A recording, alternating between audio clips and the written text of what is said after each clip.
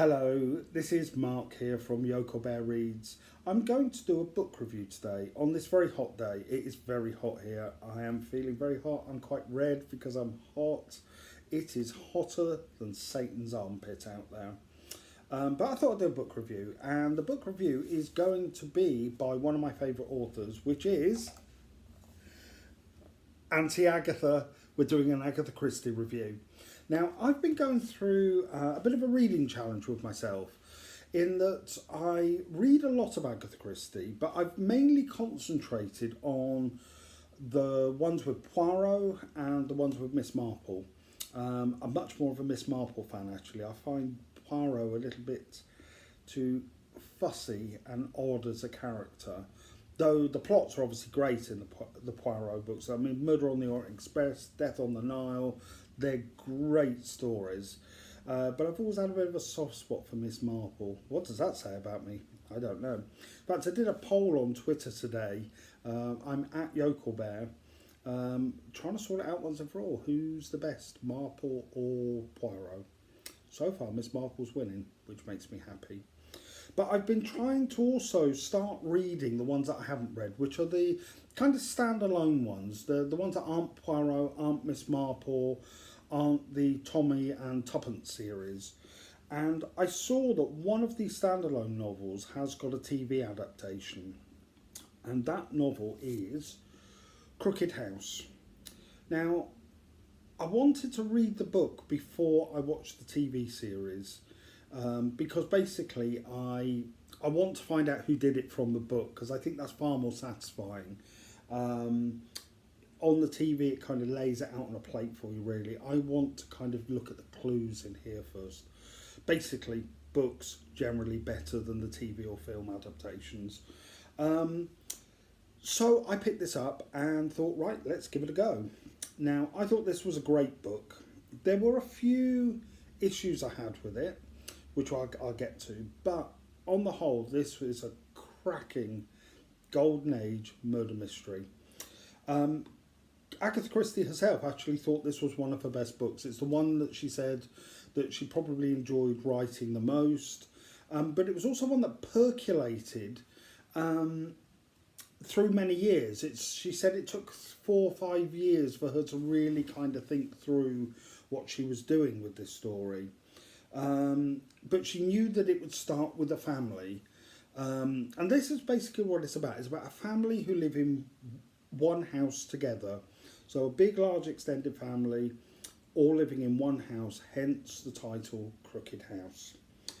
The story starts where Charles Hayward is working in Cairo, and he meets a woman called Sophia Leonidas. I think that's how it's pronounced, Leonidas. I guess I've got to watch the adaptation to find out whether that is the way it's pronounced. But anyway, we'll go with that. And they fall in love, and eventually he proposes to her. Now, Sophia is from this large family, and her grandfather, Aristide, who is the head of the family and a really successful businessman, is found dead. And it's later shown that he was poisoned.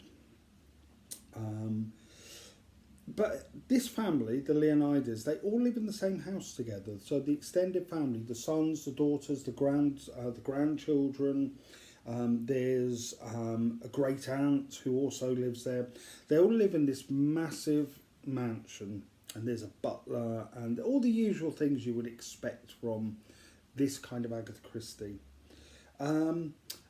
That's the first thing that makes this book quite interesting, because it's also about the kind of relationships within families, and the fact that a lot of the people in this family are very, very different as people, but each of them potentially has a motive for this murder.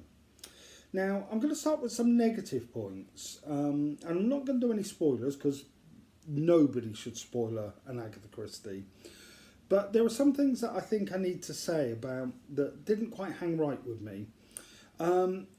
There's a plot point where the reason why Charles becomes involved with the investigation is not just because he's engaged to Sophia, but because his father is a commissioner in the Metropolitan Police, so he's brought into the inquiry. And it's a bit odd sometimes because you're not quite sure which role he's playing. Is he the fiance? Is he working for the police? In fact, I think Agatha Christie knew that this was an issue because she actually had some of the characters say, "Yeah, what kind of role are you playing now? Who are you on here on behalf of?" The other plot point, which I don't think really gives much away, is that the reason that Charles Hayward wants to investigate this is because Sophia has postponed the kind of engagement until they know who killed her grandfather. And I didn't really get why she would do that. Surely, Charles could find out who the murderer was without the need to cancel the engagement. I don't know. I didn't really get that, but I kind of rolled with it. And I'm glad I did, because here are the massive plus sides to this book. The characters are fascinating. They're not stereotypical at all. They have all kinds of facets that are perfect for murder mysteries. A younger son who feels as though he's missed out. Your much younger second wife who, is she a gold digger? Did she murder Aristide because, did she do it for the money? And that character of Brenda as the young wife, I mean, she's under suspicion from the get-go. Also as well, there are characters like Sophia's younger brother and sister, Eustace and Josephine. They're really interesting characters. There's a secret will that comes to light. And the poisonings are quite clever.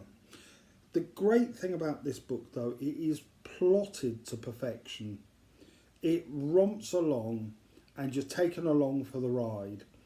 Now, I probably changed my view of who the murderer was about 12 times during this book, because of all the Agatha Christie books that I've read, this is where she really teases us.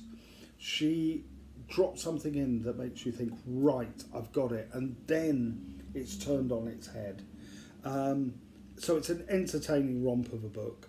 But the main thing about this book that I think makes it a great Agatha Christie book is the fact that I didn't see it coming. I didn't get it. I didn't guess it.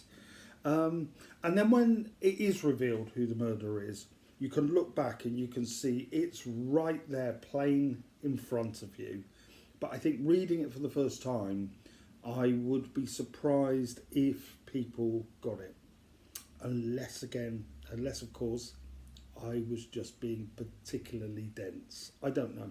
But it was a great book. It's kind of everything that you want in a classic murder mystery. The country house, the range of suspects, the motives galore.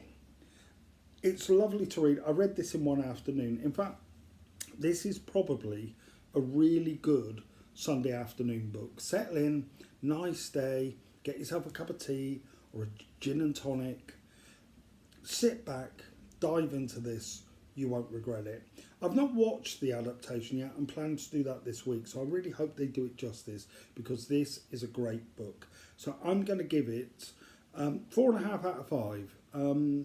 Loses half a point just because of those things that I outlined, but otherwise, oh, there's a fly. So basically, yes, if you want to read Agatha Christie, this is a great one to start with. My next Agatha Christie, because I'm ploughing through them, is that I'm going to read The Pale Horse, one that I'd not really heard of before, and it promises a real good story about, is this a murder or is it black magic? And that kind of stuff. Yeah, I love this. So next one I'm going to read, The Pale Horse. Okay, right, I'm going to go and try and cool myself down on this hot day. So thank you very much. If you like this, please click like below, subscribe, click the little bell thing. You can find me on Twitter and Instagram at @YokelBear. And I hope you enjoyed this, and thank you very much. Bye.